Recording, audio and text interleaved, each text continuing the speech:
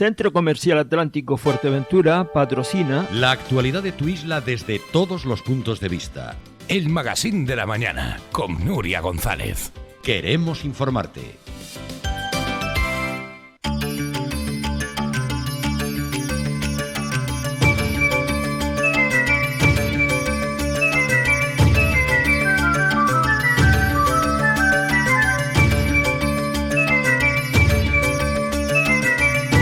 Bueno, estamos de vuelta, ahora sí decíamos noticias más refrescantes. Por cierto, muy buenos días a todos los que acaban de incorporarse a través de la FM, nuestros diales, y también a través de las redes y por supuesto de Mírame Televisión. Ayer era la noticia del día, la vuelta del festival, el esperado Festival Fuerteventura en Música. Raico de León, buenos días, bienvenido. Muy buenos días, María. Qué bien dar esta noticia a primera hora de la mañana. Para nosotros es un placer. Ya llevábamos trabajando tiempo en ello, con labores de coordinación y con labores de permisos y con labores de todo eso, papeleo y burocracia que hay que tener preparada, la coordinación con el Ayuntamiento de La Oliva, que es fundamental. Bueno, pues todos esos trabajos previos que ya se estaban haciendo, pero ahora que parece que la pandemia nos está dando esa tregua y que ya podemos ir pensando, pues bueno, en ese entorno, la vuelta a la playa de la Concha, a ese entorno natural, pues bueno, pues creo que era el momento y que ya ahora en Semana Santa ya estemos pensando en el FEM, en el Fuerteventura en Música, para volver a esa forma de socializar que echábamos de menos, y con qué mejor excusa que en torno a la música, a la cultura y todo lo que supone la vuelta al Fuerteventura en Música. Bueno, y qué bien que se diga con 3 meses de antelación, que aunque parezca mentira y aunque el FEM se haya intentado repetir en el primer fin de semana de julio todos los años, parece que al Cabildo le ha costado siempre un poquito anunciarlo más allá de 15 días antes, con lo cual la gente se puede preparar. Bueno, lo teníamos preparado desde antes y te digo que estábamos esperando a que tuviésemos esas buenas noticias a nivel de pandemia. Y incluso el cartel está prácticamente a Sobre punto. Eso queríamos preguntarle, consejero. Sí, creo que lo comunicaremos en breve. Este año hemos querido que sea un cartel muy bailongo, muy de disfrutar y que podamos vivirlo con intensidad y que lo podamos disfrutar ahí en la playa de la Concha, que yo creo que bueno que es uno de los principales motivos por los que este festival tiene ese carácter medioambientalista también, ¿no? De concienciación, de tener también actividades paralelas acorde a ese objetivo y que bueno, pues tengamos un festival con el menor volumen de residuos posible, con esa parte de concienciación medioambiental y de respeto. Yo creo que buscar esa buena sintonía entre la actividad humana y la conservación natural es fundamental.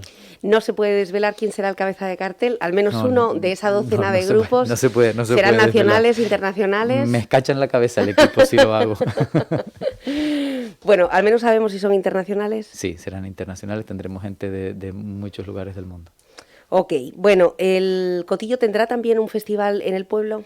Tendremos actividades en el pueblo y esa es la parte que también tenemos que estar ahora trabajando. Nos hemos reunido con algunos de los colectivos y con gente que está en torno al Cotillo y hay muchas ideas. Esperemos que el presupuesto y los recursos nos permitan desarrollar los máximos posibles, pero yo sí creo que la diferencia entre un concierto cualquiera y un festival es también esa vocación, ese mensaje, esa actividad paralela que es la que le da que sea un fin de semana completo y que aquellos que nos visitan y que todos los majoreros que convertimos a Cotillo en esa capital del inicio del verano, ¿no? Que en julio, es que para mí es el pistoletazo, ¿no? Es que cuando vuelven nuestros estudiantes, es cuando ya... Bueno, este año tienen exámenes en esas fechas. Bueno, vamos, se lo digo porque la pandemia también les ha retrasado el calendario de ellos. Exacto. Pero bueno, supone ese inicio de julio en el que mucha gente ya está de vacaciones, en el que nos visita mucha gente, ese 1 y 2 de julio, y creo que vamos a poder disfrutar de uno de los FEM como no recordábamos. Para ello estamos trabajando. Bueno, vaya un saludo para todos los universitarios que ayer pues trasladaban su pesar, porque precisamente ese fin de semana, el 1 de julio, todavía están con los exámenes finales. Hay que esperar, otro año tendrá que ser.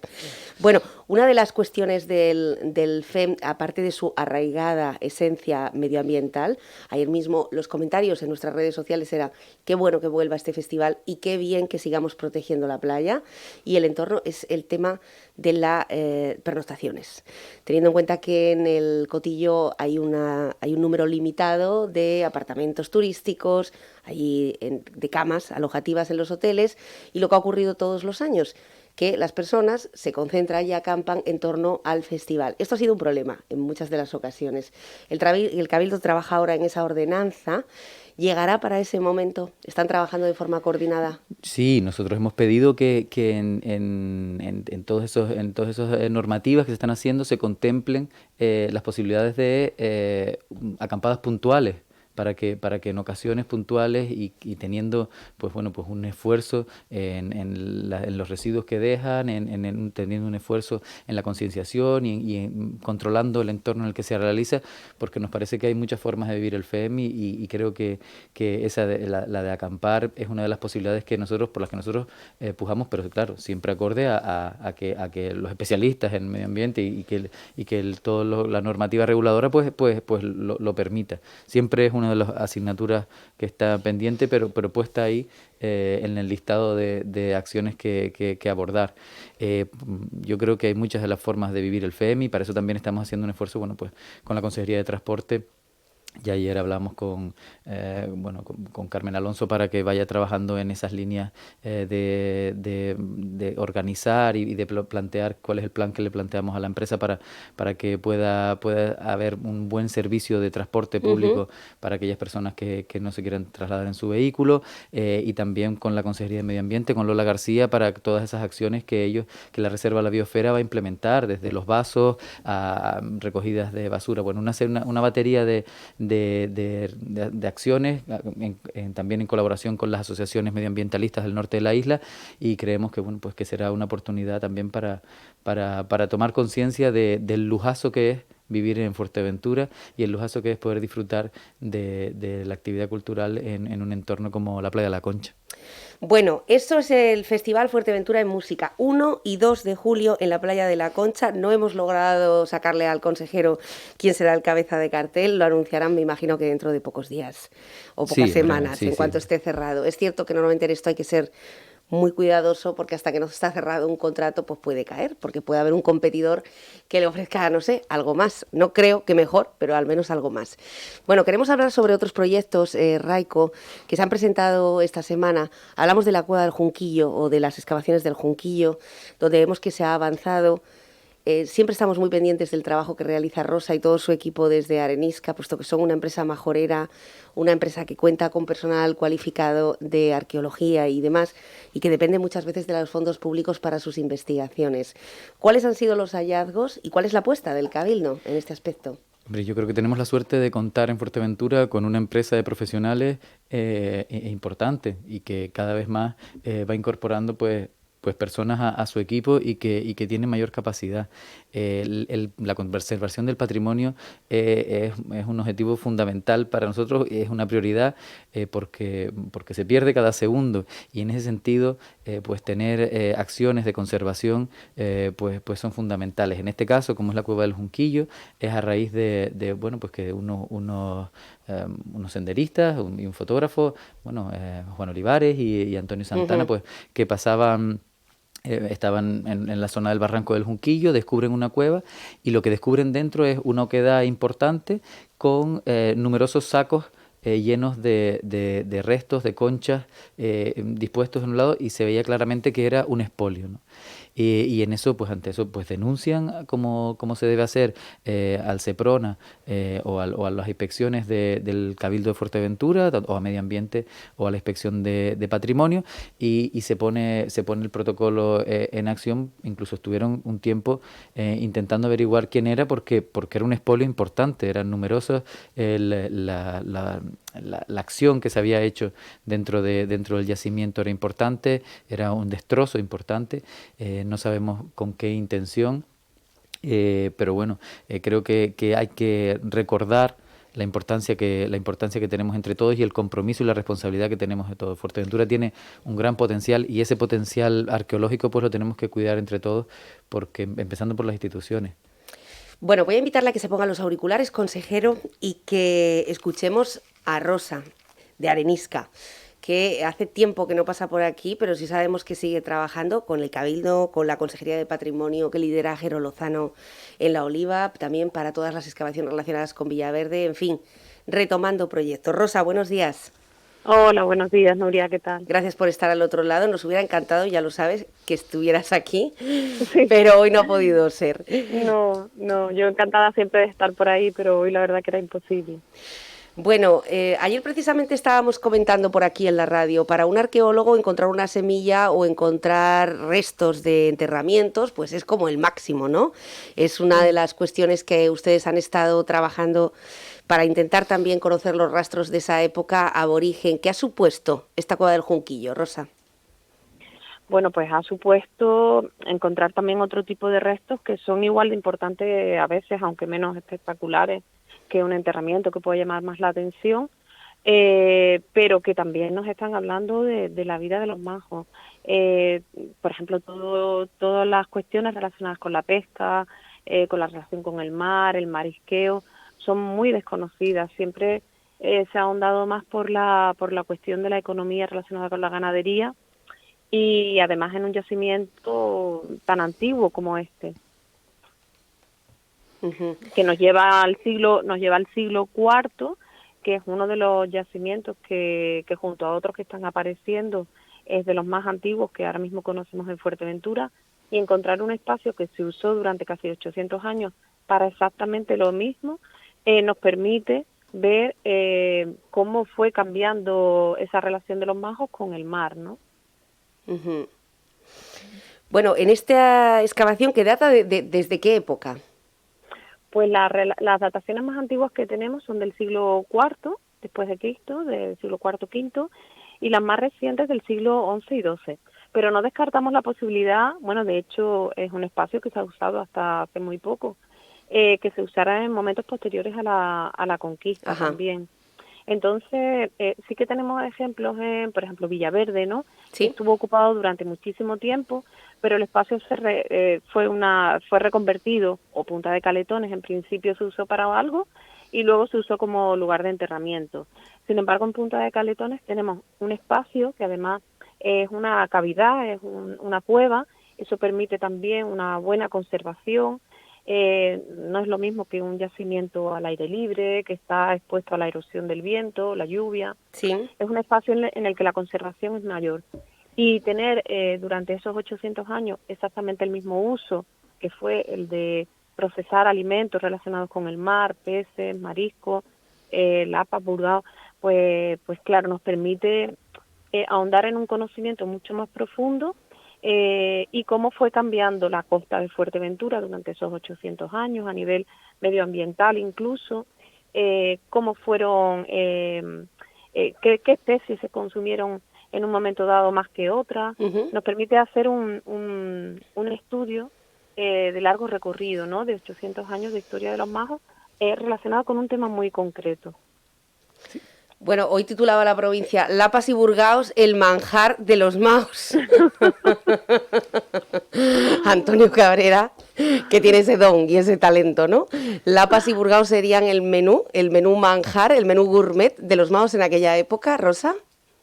Está claro que la ganadería y la carne de cabra siempre ha sido el alimento principal de los majos. Pero no tenemos que olvidar que ellos de manera periódica, de manera estacional, se asentaban en la costa para aprovisionarse de recursos marinos para el momento en el que lo necesitaran. Ajá. Entonces, aunque no fue o no se ha considerado nunca el alimento principal, no deja de tener importancia porque permite tener una reserva de alimento fundamental para cuando lo necesitas. Entonces, creo que también hay que darle el valor necesario porque al fin y al cabo vivimos en una isla, los majos vivieron en una isla, se relacionaron con el mar y supieron aprovecharlo pues como un recurso alimenticio muy importante dentro de su dieta. Todo hasta sí. ¿Qué punto nos lo van a dar los estudios que se están haciendo en estos momentos? Son estudios isotópicos, unos estudios muy avanzados que nos permiten saber qué se consumió más, ¿no? Qué restos quedan en los huesos humanos que nos permiten decir qué proporción de carne, de marisco, de pescado que comieron esas personas. Entonces, vamos hilando datos de unos y de otros estudios hasta conocer un poquito más la sociedad majo, ¿no?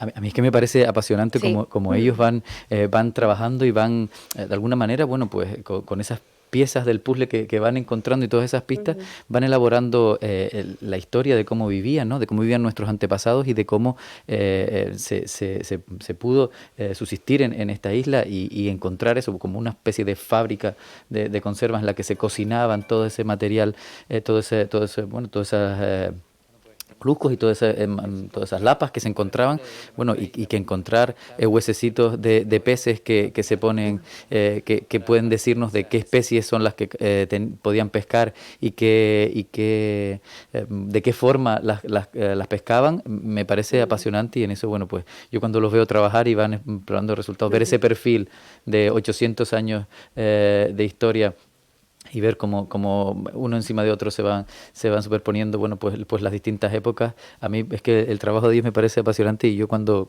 los oigo hablar me quedo como si me estuvieran contando un cuento, que a veces no somos conscientes de la historia que tenemos en esta isla, y yo creo que forma parte fundamental, conocerla forma parte fundamental para después tener ese amor a la tierra en la que vivimos y darnos cuenta de que nosotros acabamos de llegar y que Exacto. aquí hubo que nos hubo pone los mucha pies en la vida, tierra mucho más, que ¿no? nos ubica en esta Exacto. vida moderna de Claro. actualidad y constante y de vivir el futuro prácticamente, porque casi no vivimos ni el presente. Conocer la historia te ubica en que, oye, estamos viviendo en una isla que lleva aquí muchísimo tiempo y que ha habido en muchísimos pueblos, y que nuestros antepasados han tenido, pues mucho que decir en esta isla.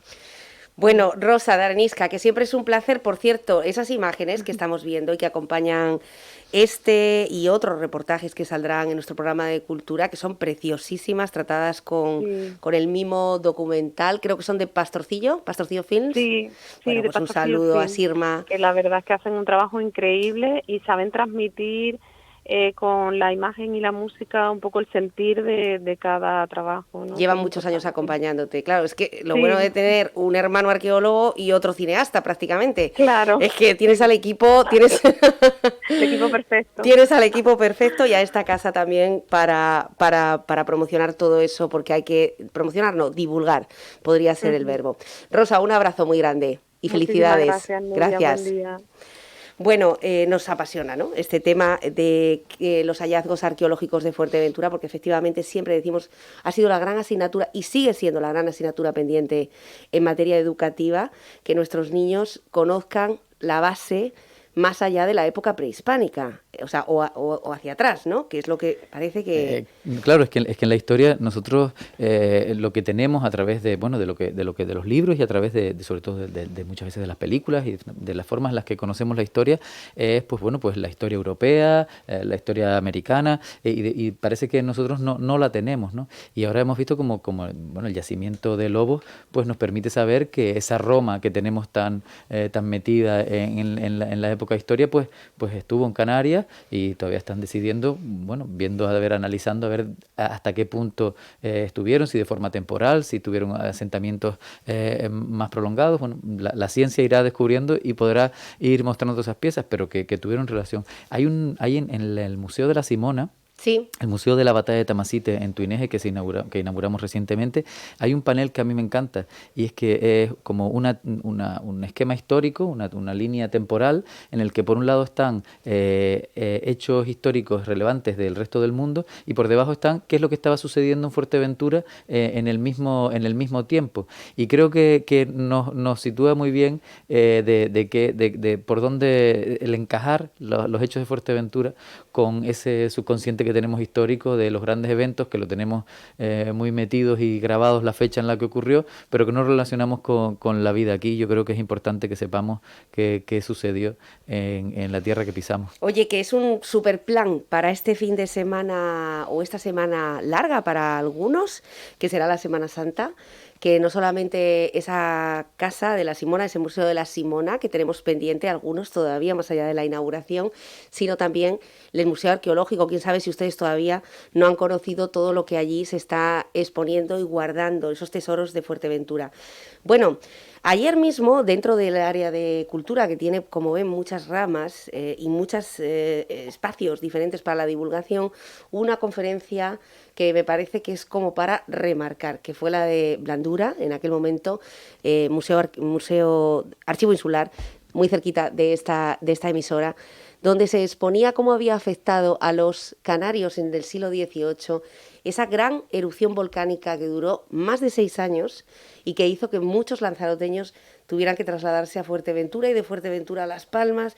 Si te parece, Raiko, escuchamos pues esa tesis doctoral resumida en 2 minutos.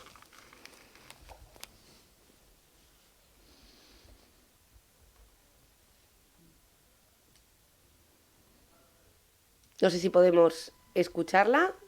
Ahora sí. Mi tesis doctoral, que fue pues los pueblos que tapó la erupción volcánica de 1730 al 36 en Lanzarote, ¿no? Desgraciadamente, la actualidad ahora con lo que ha ocurrido en La Palma, es decir, somos una isla que tenemos que tener conciencia de lo que significa esto. Y en concreto la charla lo que habla es de los desplazados, la gente que huyó de Lanzarote debido a las erupciones y se van a muchos sitios, pero fundamentalmente el grueso, la mitad de la isla casi se viene a Fuerteventura, ¿no? Esto es un elemento recurrente que no solo tiene que ver con el volcán, sino en las épocas de crisis, sobre todo en el siglo XVII, era muy común que de un lado a otro se moviera la población. Con lo cual estamos hablando casi de la misma población. Es decir, si hoy en día vemos los propios apellidos que hay en Playa Blanca, Femé, Las Breñas, con los que hay en Corralejo, El Cotillo o Villaverde, pues estamos hablando que casi es una misma población en el tiempo que se va moviendo, ¿no? De hecho, mucha gente que huye de Lanzarote tienen herencias aquí, tienen propiedades o tienen familiares. La década anterior a la erupción hay mucha gente de Fuerteventura trabajando en Yaiza. Entonces, ahora lo que sí es verdad que fue una situación tremenda, ¿no? No solamente huye del hambre, sino de un impacto psicológico, a donde además las autoridades en los primeros meses le prohíben a la gente salir de la isla por miedo de que la dejen desguarecida, por si podían venir piratas a invadirla, hasta que la situación sea así sostenible. La gente sale clandestinamente, o ya en diciembre de 1730 ya, y sobre todo ya en el 31, después de Pico Partido, que son los volcanes más violentos, ya incluso organizan la evacuación, ¿no? Retienen los barcos para que vengan con el grano, con los animales, y entonces las actas del Cabildo de Fuerteventura destaca algunos temas de interés como, por ejemplo, el lío que se monta entre los ganaderos, ya que viene muchísimo ganado con la población de ahí, ganado sin marca, y aquí en Fuerteventura, pues todos los ganaderos tienen sus propias marcas, ¿no?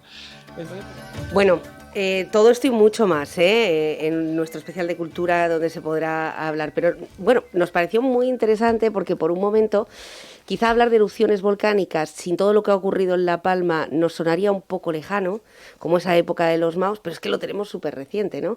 Y él mismo planteaba cómo pudo salir tanta gente de la isla, fíjense, en camello, que no había ni siquiera coches. Claro, en Blandura, que es el programa, ese aula del saber, ese programa que desde la Consejería de Patrimonio divulga, pues bueno, pues todos los estudios que se hacen sobre Fuerteventura, todos aquellos conocimientos científicos que hay en torno al lugar en el que vivimos. Bueno, pues hemos querido este año tener, a raíz de las erupciones en La Palma, pues transmitir el conocimiento en ese contexto. Y así empezamos hablando de las formaciones de Canarias en general, las últimas erupciones en Canarias, y en otra charla pues las erupciones de Fuerteventura y la geología de Fuerteventura, y en esta ya con José de León, con Pepe el Uruguayo, como lo conocemos todos, sí. Bueno, pues pudo hablar de cuáles son las relaciones que hubo en aquella época entre Fuerteventura y Lanzarote y cómo afectó a la población de Lanzarote en aquellas erupciones que duraron 6 años. Imaginemos que estamos viendo el drama, ¿no? La relevancia que tiene una erupción para una isla como La Palma, y duró unos meses. Pues imaginemos lo que son 6 años de erupciones constantes, en el que hablaba que había gente que se trasladaba a su casa, compraba otra, volvía a explotar otro volcán y se la acababa llevando. O sea, vivir eso durante 6 años y ver cómo la relación, en todas estas charlas hemos visto cómo la relación entre Fuerteventura y Lanzarote es prácticamente no solo de islas hermanas, sino de la misma isla en sus orígenes, y a posteriori, como la bocaina, el estrecho que hay entre las dos islas, pues ha sido de ida y vuelta constante, ¿no? Nuestras costumbres han sido muy parecidas, las vestimentas tradicionales son las islas más parecidas, el pueblo, el origen también era el mismo.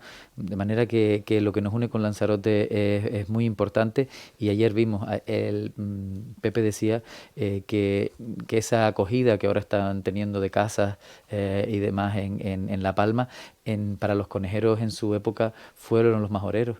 Mucha gente recibió familias enteras de acogida, muchísimas personas, cientos de personas vinieron a Fuerteventura a vivir, y recogen los listados cuando, como bien decía ahora, estaban mejor organizadas las evacuaciones y los traslados. Recogían que todos los pueblos, desde Pájara, todos los pueblos de Fuerteventura, pues acogieron familias, algunos porque tenían incluso relación también familiar, pero en su mayoría por solidaridad, recogieron a la población que se quedó sin nada en Lanzarote. Date cuenta, la superficie, que era amplísima, y el número de pueblos sepultados fue mucho.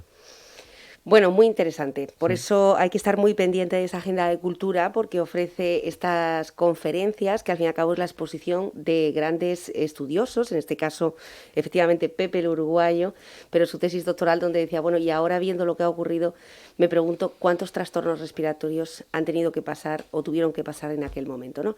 Para terminar, Raiko, no quiero dejar de lado dentro de esa agenda cultural una iniciativa en la que ustedes han propuesto que los escolares, primero, visiten los museos, visiten todo este patrimonio, se impliquen, y también una actividad que va a difundir o a hacer que participemos todos como vecinos en la búsqueda de patrimonio. Hablamos de esa gincana que va a recorrer toda la isla y que además este fin de semana ya va a estar en La Oliva.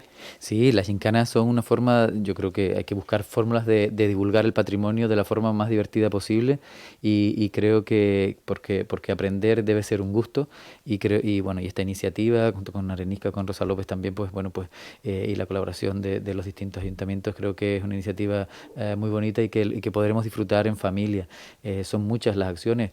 Nosotros tenemos desde el primer día una agenda programada para dirigida a centros escolares, tanto para que se pueda asistir en horario escolar a ver obras de teatro, a ver actividad cultural. Estamos esperando que, bueno, pues con los colegios todavía les falta un poquito para encontrar esa normalidad a la hora de la salida, y por supuesto la red de museos, además de ser un punto de interés para los que nos visitan, creo que para divulgar entre los escolares y la población local de toda esta historia que estamos hablando y de todas estas circunstancias, pues creo que es fundamental. Y bueno, y además esta noche tenemos a Ricardo Darín, que no está reñido, la historia con bueno, pues uno de los grandes actores de la actualidad. Que todavía queda alguna entrada, escenas de vida conyugal, ¿no? Escenas de vida conyugal esta noche en el Palacio de Congresos. Creo que va a ser un éxito y que podremos disfrutar del teatro de primer nivel en la isla de Fuerteventura, así que estemos orgullosos de tener la infraestructura y de tener las posibilidades de ver esas obras de teatro sin tener que desplazarnos a otras capitales. Que además siempre ha sido la gran pregunta, ¿por qué no hay más teatro en ese grandísimo palacio de formación y congresos que tenemos con una acústica impresionante? Bueno, pues ya ven que ya llevamos anunciando varias e importantes obras de teatro. Y de danza, ¿no? Yo creo y que de danza repartir también. las disciplinas no siempre es la música, bueno, la música nos invade nuestra vida constantemente, pero el resto de disciplinas artísticas creo que siempre tienen otra forma de comunicar y nos generan impacto cada vez que uno visita. Bueno, pues es una forma de removernos por dentro, y que es la vocación que tiene la cultura. Bueno, allí estaremos, nos apuntamos a esa cita, claro que sí, escenas de la vida conyugal. Raiko, muchísimas gracias, consejero. Me quedo con la cosa de no haberle arañado quién será esos grupos que se van a subir en el Cotillo al escenario. Sin duda van a ser van a ser grupos que en su conjunto van a dar un festival pues de diferentes estilos musicales, muy bailable todo. Volvemos a la festividad en su máxima expresión, y que dejémonos descubrir también grupos nuevos, que creo que es la vocación que tienen los festivales, especialmente la del Cotillo. Me están pidiendo por el pinganillo que traiga usted a Rigoberta. Bueno, Rigoberta sin duda da mucho que hablar y sí que lanza mensajes. Yo creo hombre. Ahí lo dejamos, Departamento de Cultura. Se aceptan siempre las sugerencias. Yo tengo siempre dentro del móvil una nota con todas las sugerencias. Y después se verá. Pues entonces solamente tiene que pasar un ratito por redacción aquí en Onda Fuerteventura, que tienen una playlist impresionante. Gracias, Raiko, feliz fin de semana, muchísimas gracias. Feliz Semana Santa, muchísimas gracias y a disfrutar. Bueno, ya ven, noticias relacionadas con la cultura que siempre son como un bálsamo para el alma. Pero volvemos a la política, en este caso con AMF en el Ayuntamiento de Antigua. Una pausa y volvemos inmediatamente.